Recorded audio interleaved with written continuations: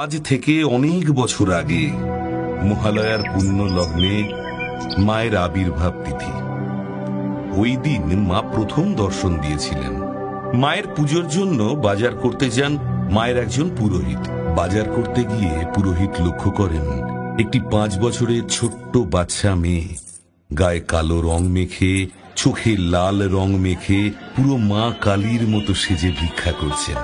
সেই বাচ্চা মেয়েটি সবার কাছে ভিক্ষা চাইছে, যে যেরকম ভাবে তাকে ভিক্ষা দিতে পারে। একটা টাকা দে না, আমার খুব খিদে পেয়েছে রে, আমি 2 দিন ধরে কিচ্ছু খাইনি।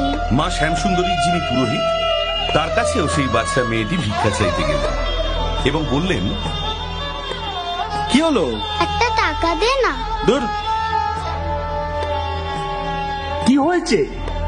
একটা টাকা দে না, আমার খুব খিদে পেয়েছে রে। যা যা গিয়ে খেটে খা।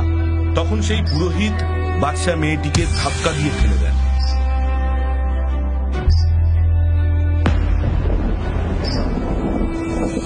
বাচ্চা মেয়েটি উঠে দাঁড়িয়ে বলেন, আরে বাপু, যদি কাজই পেতাম তাহলে কি আর তোর কাছে ভিক্ষা চাইতে আসতাম?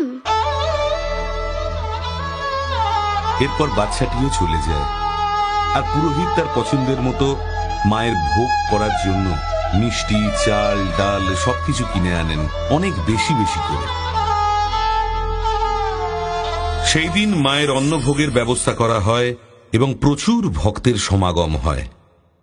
পুজো চলতে চলতে হঠাৎ পুরোহিত লক্ষ্য করেন যে মহাদেব আছে, অথচ মা নেই। মহাদেব যেন মৃত মানুষের মতো শুয়ে আছে। দুপা পিছিয়ে কেউ আছে?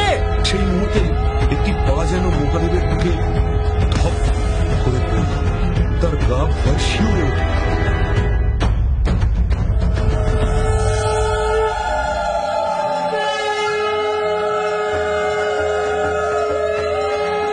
চাল কলা খেতে দে, দিবি না আমার?